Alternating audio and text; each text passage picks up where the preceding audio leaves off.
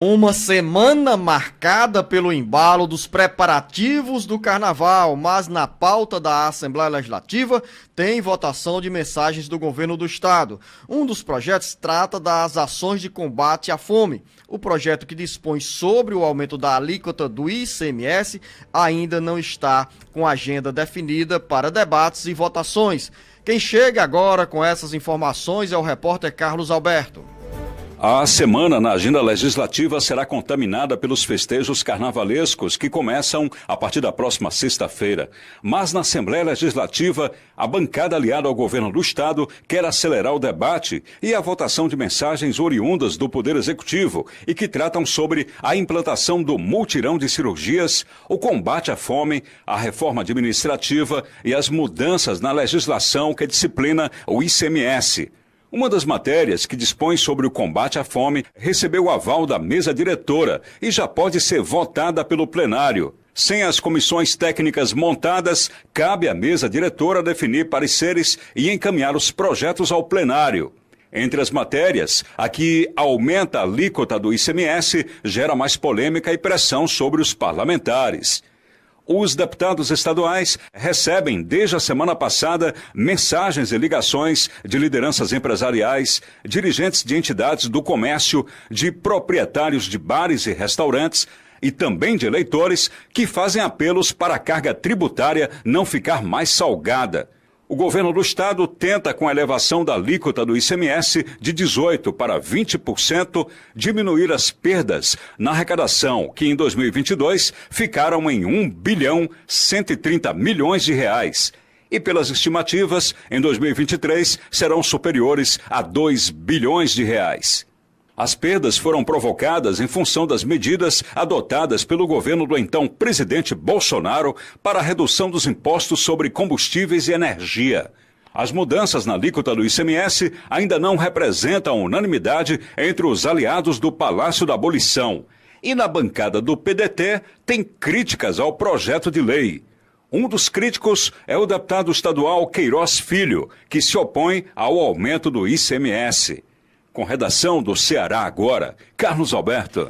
Vamos à leitura dessas mensagens do governo do estado. O jornalista Beto Almeida, a mesa diretora da Assembleia Legislativa, se antecipou, deu parecer a esse projeto de lei que trata sobre as ações de combate à fome, projeto enviado pelo governador Elmano de Freitas como uma das prioridades da administração estadual. A mesa diretora se antecipou para apresentar o parecer porque as comissões técnicas por onde passam todos os projetos, mensagens, sejam projetos apresentados pelos próprios parlamentares ou oriundos do Judiciário e do Executivo, porque as comissões técnicas ainda não têm composição definida. Prioridade número 1, essa que acaba de ser citada pelo Carlos Alberto, que é a votação do projeto de lei de combate à fome, com essas ações que o governo do estado quer implementar com mais agilidade. Do outro lado, a polêmica e também pressões que chegam nas caixas postais dos deputados estaduais, de lideranças empresariais, do comércio,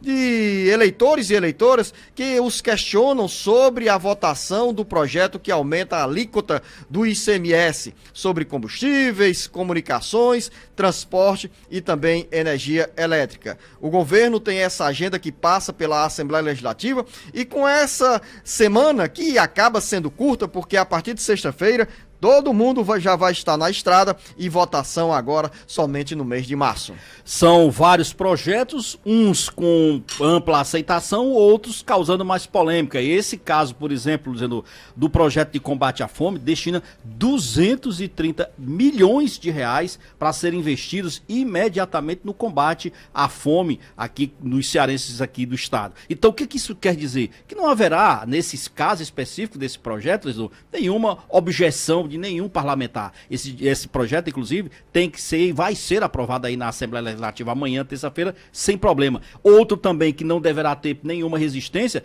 é o de cirurgias eletivas, que vê a destinação de 130 milhões de reais para cirurgias eletivas aqui no estado do Ceará, porque tem uma fila de 60 mil cearenses aguardando por algum tipo desse tipo de cirurgia. E aí o que vem mais, Luzenor? Aí sim, vem a questão de outras coisas mais polêmicas. A própria reforma administrativa que tramitou com o regime de urgência aqui na semana passada, ela teve pedido de vistas na sexta-feira. Então, mas o entendimento é que hoje, segunda-feira, o João Jaime, que é um dos deputados que pediu vistas da matéria, e o Oscar Rodrigues também, do União Brasil, ele também pediu vistas, que eles entreguem esse parecer hoje e que a mesa diretora já coloque em votação amanhã. A reforma administrativa cria 10 novas secretarias, faz o desmembramento de algumas e ela também guarda uma certa polêmica, porque há questionamentos em relação ao que isso implica na realidade de custos. Mas você citou outro projeto que é o mais polêmico,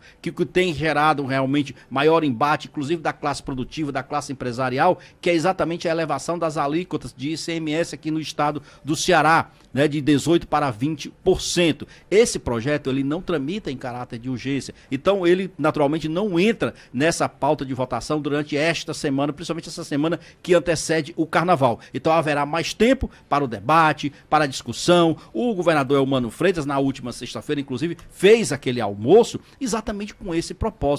Primeiro, de trazer a bancada, né, de parlamentares, para que ele tenha uma maior proximidade, para que ele tenha uma maior, vamos dizer assim, entendimento em relação aos projetos que estão em tramitação aqui na Assembleia Legislativa.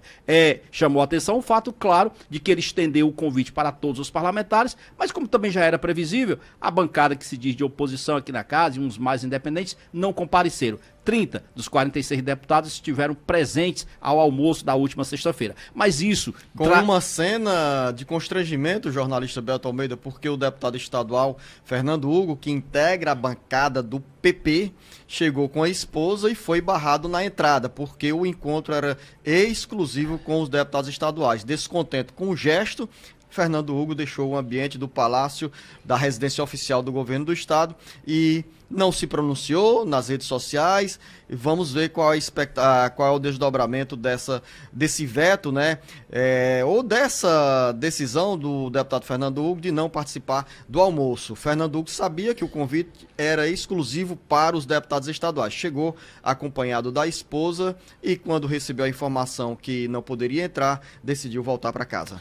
Pois é, um constrangimento que eu diria até desnecessário ele ter passado por isso, né, Luciano? Porque ele mesmo poderia ter evitado o constrangimento. Ter evitado, porque na realidade é o seguinte, se estava lá no convite, inclusive a própria Casa Militar emitiu, né, a liberação dos convites. Então, estava lá confirmado claramente que eram apenas para os deputados. Era uma reunião de trabalho, de certo modo. Era um almoço de confraternização, sim, mas não é um almoço de confraternização normal, corriqueiro, daqueles de final de ano. É um almoço de confraternização que envolve aí muitos entendimentos, muitas conversas. Então, de fato, se estava lá claramente colocado que era apenas para os deputados, não tinha por que o Fernando Hugo ter passado por esse tipo de situação. Desnecessário até.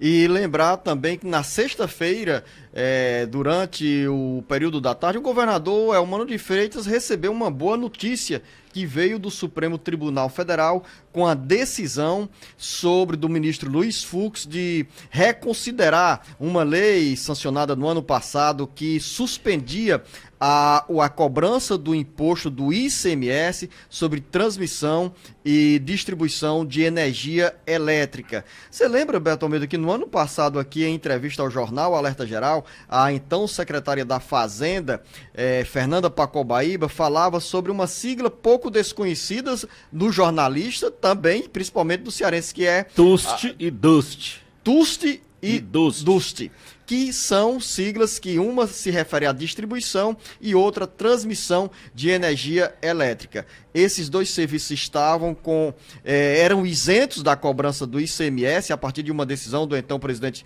Jair Bolsonaro, e agora o Supremo Tribunal Federal restabelece essa cobrança, que pode significar 16 bilhões de reais nos cofres dos estados neste ano de 2023. E no Ceará serão 700 milhões de reais. Ou seja, uma medida que pode significar alívio para o governo do estado do ponto de vista da arrecadação do ICMS. Vamos lá, alguns pontos então. Primeiro, essa decisão aí é do Fux, do Luiz Fux, é de um ministro. Tá certo? Exatamente. Isso vai ter que ser ainda referendado, vai ter que passar pelo pleno do Supremo Tribunal Federal. A tendência fato é que o Supremo Tribunal Federal referende essa decisão do ministro Luiz Fux. Ótimo. Para o estado do Ceará e para os outros estados isso é bom. Agora para o consumidor, Luciano, isso é muito ruim. Porque além do reajuste em si, que já vai vir por aí mesmo, o imposto cobrado sobre a distribuição e a transmissão, isso significa dizer que a conta de luz do cearense vai ficar ainda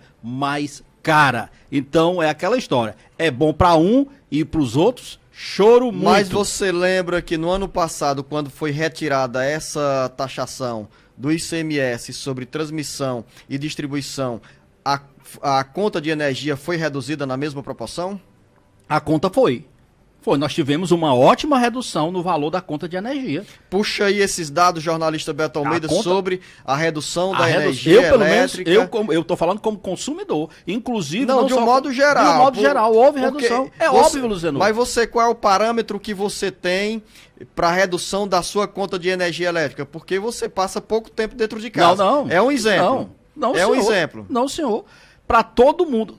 Luciano, isso é óbvio. Se você paga uma conta e essa conta, ela vem a partir de um determinado momento, sem a cobrança de impostos, é óbvio que ela tem que ter uma queda. Vamos puxar esses dados aí, vamos. Beto. Isso Vamos aí puxar é em muito termos claro. percentuais. E lhe digo mais. O que nós tivemos de queda na conta de energia elétrica. Eu lhe digo mais, Luciano. Essa questão aí, não foi só essa queda, não foi só por conta das bandeiras que ficaram verdes, porque melhorou, porque o sistema elétrico Não nacional... vamos envolver a questão das bandeiras não teve aqui, isso, não. Foi Vamos por falar... conta mesmo da redução de impostos. A verdade, Luciano, é o seguinte, é que a gente está esquecendo aqui o que foi que levou essa decisão do governo anterior. É porque agora tudo tem que demonizar o passado. Eu não sou muito dessa linha, não. Eu acho o seguinte, olha, o que foi que levou...